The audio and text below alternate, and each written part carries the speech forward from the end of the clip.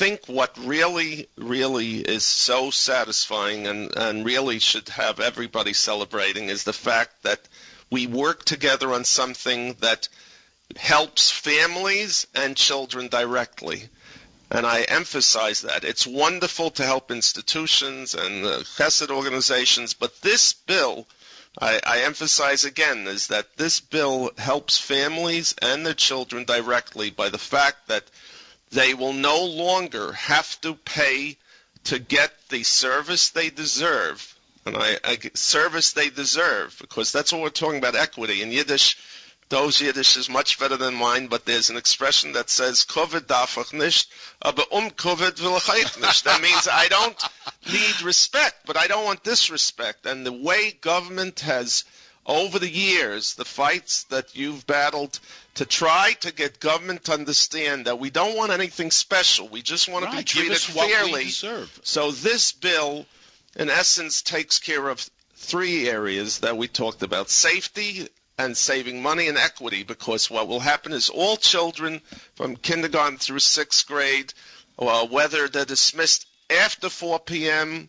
or before, but certainly after 4 p.m. will be able to get transportation, and drop-offs will be corner to corner, not blocks away, which, certainly. And I just want, without forgetting to say, is that the Republican leader, you mentioned him earlier, Dean Scalos, and the state education committee chair, Senator John Flanagan, who has been such a friend to all schools in the city, deserve a lot of credit on this bill as well. So as I'm talking to you, I'm getting a lot more celebratory. Absolutely, and I have said this so many times that the majority leader of the Senate, and we'll get to the Assembly in a second, we'll get to Aline, but Senator Scalos, to me, is a superstar, because he really understands our community. Not that others don't, but the majority leader, Dean Scalos, he's just a very special guy. What can I tell you on so many different levels? So thank you to the majority leader, to you, Simcha, and really to all the senators. I think that when you explain this to people, they understand it, that this is not, because, there were some stories in the newspapers. Somebody tried to ruin it. Somebody tried to kill this. And I hate to say who I think it is, but somebody tried to kill this. Suddenly you have stories in the Daily News in particular making the sound like it's going to cost everybody $100 million or $50 million? It was ridiculous. Wait a second. Do kids deserve to be picked up if they're going to school late? Why not? The answer is yes. Stop. I don't care what it costs. But the numbers and the attempt to destroy this, that's what it was. So thank God, with Hashem's help, let's not forget about Hashem, this is huge. Helene, I remember a number of months ago you ran for re-election, and I remember that, that I had an opportunity not only to support you, but to say that, and again, I don't remember the words, but they were pretty perfect, talking about what a role that you have played in making a difference on the transportation, and also, of course, we'll talk soon about some other things we need to finish from last year, the special education bill. But you have been absolutely super, slugging away day in, day out, And let me just say something else. There were a number of moments, this, we all know this, where we were told, forget it ain't happening. Bottom of the 9th inning, we were told it's not happening. It's just that it wasn't yet 3 outs. Okay? But it was 1 out. It was 2 outs. And we were told it ain't happening. Okay? There were people who didn't want it to happen for whatever the reason. So this was not easy, ladies and gentlemen out there. This was huge. Working, not giving up, and Hashem, when Hashem wants something to happen and we do our part. I want to ask you a question.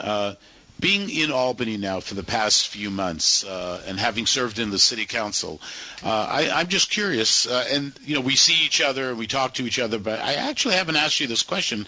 Let me do it in front of a lot of people out there. Mm-hmm. What is it like in terms of the difference being a member of the city council, basically traveling across the bridge to be at work at the city council, and having to go up to Albany and everything that represents? What is it like for you? Well, I don't know if I'll be able to do it as many years as you've been doing it. First of all, there's a difficulty of being away from family, going to city council, even though we're in session in the council. We were there most of the year except for the summer. It's different getting on the F train and switching at J Street Borough Hall to take the A2 stops and going up to Albany.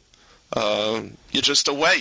I was going to say you're away from civilization, but Albany is not an exciting place. And you're talking about a whole week. Weeks and weeks. Yes. And my daughter, Brachela, who's 11, Kanai our baby, she told me, now I probably get aggravation from her when she gets teased in school, but she looked at the calendar, the session calendar, and she said to me, you know that you're going to be away on my English and Hebrew birthday. Oh, my God. That's coming up in about a month. Goodness. So on a personal level, I think that it's a big change. I try to convince myself that when we're not in session, I'll have more time.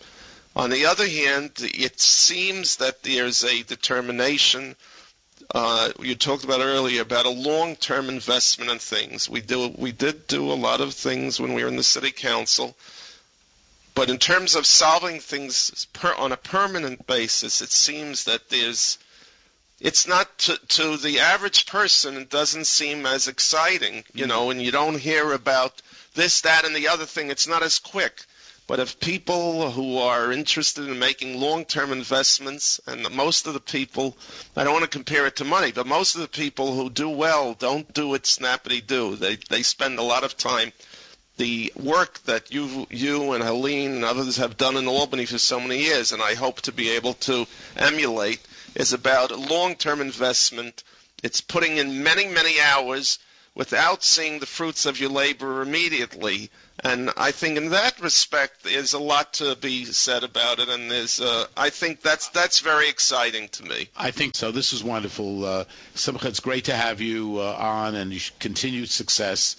I just wanted to, if you don't mind, I have Shlomi Heller, who's my new community liaison. Absolutely. I figured it would be nice to embarrass him and his family. Can we give out his phone number and address? Well, let me tell you, he was walking around Albany, and somebody said he's the short Shia. Oh, and he's my pretty God. tall himself. Oh, my goodness. Well, absolutely, Shlomi. And I know that, by the way, Simcha's office is on Avenue J. He has a great staff. I know one person in particular who worked in my office, and in fact, Allison Whitty, her mother, should have a refuah shalema. She's in the hospital. She is amazing. If your staff is like Allison Whitty, forget it. Your office is top notch next to mine. I concede. Helene, again, thank you very much for what you